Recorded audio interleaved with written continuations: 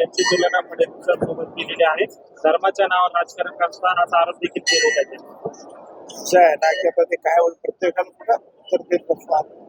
विरोधी पक्षाचे अध्यक्ष आहेत ते विरोधक बोलणार ते काय पाठिंबा तर बोलणार नाही, पण थेट औरंगजेबाशी तुलना फडणवीसांची त्यांनी केलेली आहे. अतिशय चुकीची आहे. फडणवीसांची तुलना औरंगजेबाशी करणं हे अतिशय चुकीचं आहे. औरंगजेब जे आहे तो महाराष्ट्रावर चाल करणारा वगैरे बाकी सगळ्या गोष्टी माहिती ज्या पद्धतीनं संभाजी महाराजांचे त्यांना हालाल करून मारलं हे क्रौर्य जे आहे शेवटी प्रत्येकाच्या मनावर नसतं. संभाजी महाराज कशा रीतीनं त्यांनी त्या सगळ्यांना मरण पत्करलं परंतु शरण गेले नाही.